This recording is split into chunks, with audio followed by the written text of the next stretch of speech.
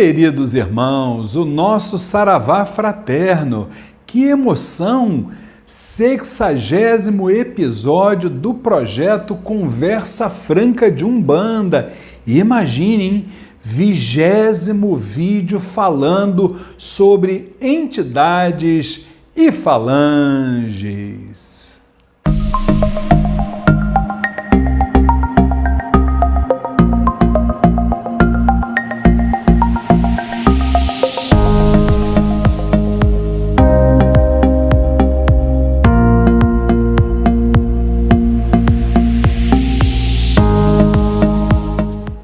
E hoje, falando ainda sobre características das falanges, eu quero trazer para vocês uma abordagem que vai fechar todo esse grupo de vídeos que fizemos falando sobre as entidades e as falanges, né?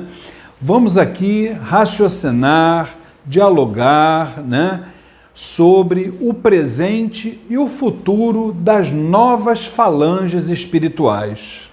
Todos nós sabemos, né, que desde a materialização da Umbanda, conhecemos quem? Vamos lá, os Exus, as Pombagiras, os Caboclos, Pretos Velhos, a Ibejada, como tonalidades vibratórias responsáveis pelos trabalhos espirituais.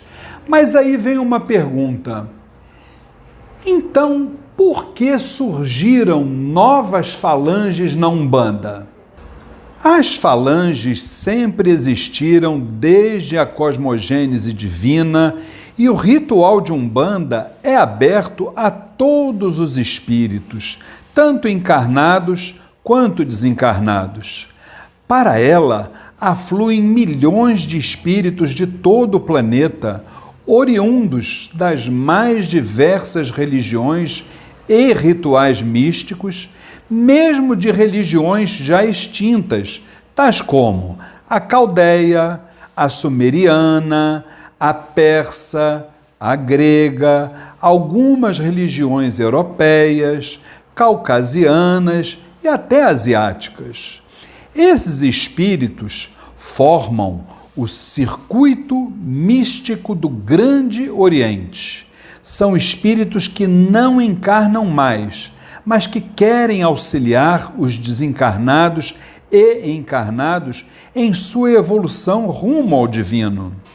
Algumas vibrações que atuavam em religiões ou filosofias, por já serem extintas ou por estarem em extinção pelo cristianismo, não querem que se perca o saber acumulado nos milênios em que viveram em contato com a natureza. Por isso, essas vibrações se uniram à grande linha do Oriente e, por consequência, na Umbanda, objetivando desta forma o auxílio à humanidade e aos espíritos desencarnados. Mas aí vem uma pergunta que nos deixa bastante intrigado. Quais os critérios que poderão nortear nossas percepções em relação às falanges que existem no presente? As falanges que existem hoje são aquelas que o astral superior permitiu que conhecêssemos. Na verdade, são psicólogos da alma, que após depurarem seus karmas, alcançaram o plano do puro espírito, iniciando primeiramente na roupagem de Exus, de Pombagiras, posteriormente Caboclos e Pretos Velhos, em seguida Ibejada, ciganos e povo do Oriente e, finalmente, nossos falangeiros de orixás. Vale lembrar, como dissemos na palestra A Linha do Oriente e suas falanges, temos ainda vários agrupamentos de espíritos, sejam eles frades, árabes, chineses, doutores, orientais, pitonisas, rezadores, indianos, europeus, maias, astecas, incas, entre outros.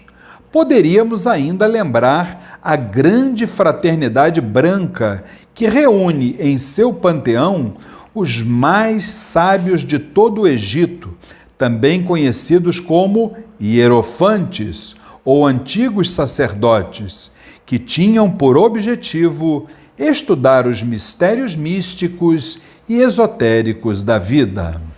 Como a Umbanda foi revelada no Brasil, as falanges podem se tornar símbolos de povos ícones de uma resistência. E qual o limite desse olhar? Precisamos entender, claro, as falanges, a Umbanda, ela assume valores históricos ao acolher e simbolizar nas falanges povos discriminados, violentados, dizimados, tais como os irmãos escravizados, representados pelos pretos velhos, os índios, simbolizando os caboclos, o povo cigano, representado pela falange espiritual dos ciganos, entre outros. Mas essas realidades se esgotam, atenção para você que está me vendo e ouvindo. Essas realidades se esgotam quando o olhar nosso sai do religioso, ou seja, no religioso ainda temos aquele discurso do ressentimento, e vai para o olhar espiritual, onde lá nós temos em toda a sua plenitude o amor incondicional. E agora falaremos sobre uma pergunta que ela é bastante reflexiva e serve para que nós possamos ter a noção exata do que é a espiritualidade. Quais as condições para que uma falange surja e exista? Muito bem, eu vou dar um exemplo para vocês que aconteceu aqui no Templo Estrela do Oriente.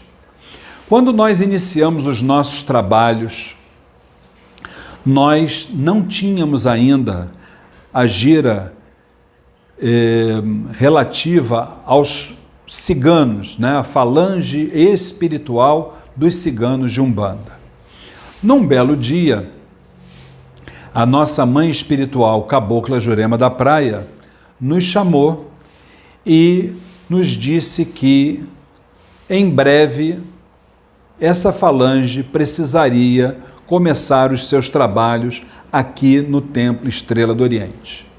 Então ela nos orientou que deveríamos fazer a nossa parte, ou seja, dar vários treinamentos para os médiuns, para a corrente, preparar toda a questão logística, preparar os pontos cantados, tudo aquilo que estava ao nosso alcance, que nós deveríamos fazer, inclusive insistir nos desenvolvimentos mediúnicos em relação à corrente.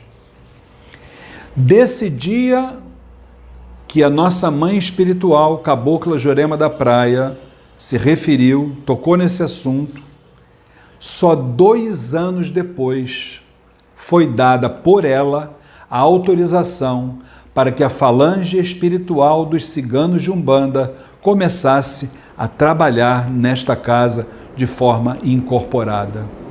Então, o que eu quero trazer para vocês? O astral superior, ele não brinca naquilo que ele está fazendo. Quando uma falange surge, deve haver uma predisposição dessa espiritualidade de luz, mostrando por quê, qual é a lógica, entendeu? Entre outras razões, por que tudo isso precisa acontecer. Então hoje, nós observamos com muita tristeza, respeitados os contrapontos, as escolas que pensam diferente, mas a gente vê coisas aí que realmente não têm uma lógica espiritual. Por exemplo, falange de Exu Mirim, falange de mendigos, falange de palhaços, falange de artistas. Meus irmãos, por favor, lógica, coerência e ética são fundamentais. Falando sobre lógica, coerência e ética, queremos lembrar que, por exemplo, uma pessoa, que não segue a ética de um grupo ao qual pertence é chamado logicamente de antiético, assim como o ato praticado. Assim, coerência é a característica daquilo que tem lógica e coesão. Quando um conjunto de ideias apresenta algum nexo e uniformidade.